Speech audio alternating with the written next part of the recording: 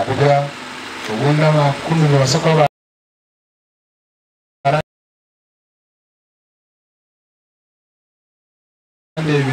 Rusira rw'ibyamagaruru tebesibwa abarwerere twetambere Health Cooperative ekurirwe abakampara Medical and Allied Health Workers Cooperative Society kamakos kandi bayitirine na German Cooperative and Refusing Confederation abarwira babatungiro buhereza bwa busha bwo kucebeza n'imbazi ya shukari pressure amino na misho kandi batunga n'ibirahuri bya misho hari bamwe nambyara araje ariko ijo mu marwariro nimba zo mu kiriniko guro tusuba Robert Mwebesa hamwe na Roy Ampeire abaganyirwa mu buherezo basimira buhereza ari kugira ngo amaziro bwire ari gushasha konko buhereza bwa hihi tibabwine sime ubuhereza bw'abaturete medical camp ukugira ngo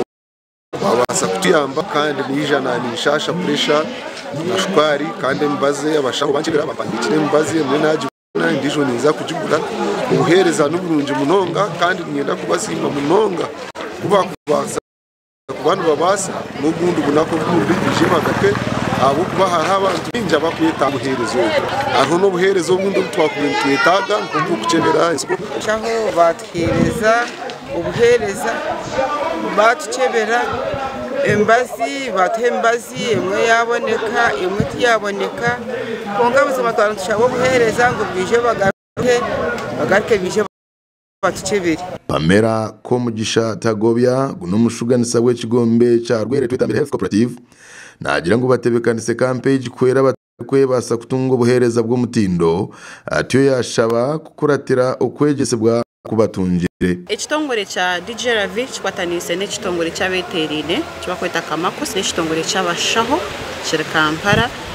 hamwe na host witu rwere twetambere Health Cooperative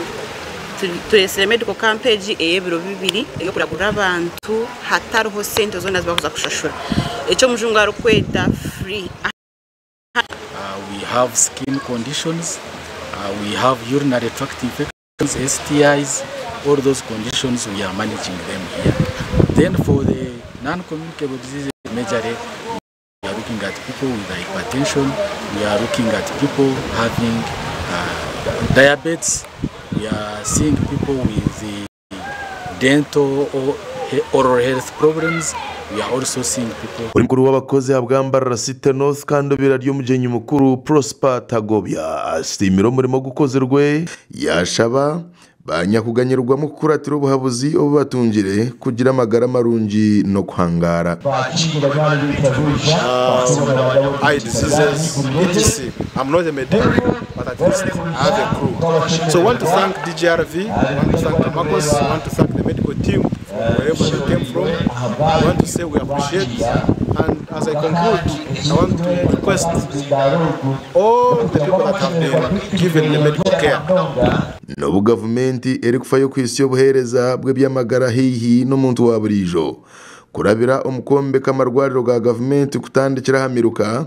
hakiriho oburemezi bw'ibura ry'emibazo mu marwariro aga abantu abentasiyanke bacine kizibu cyo kutahikwaho buhereza gasha kwa Robert Mugabe awatayari West omuri Kungiri.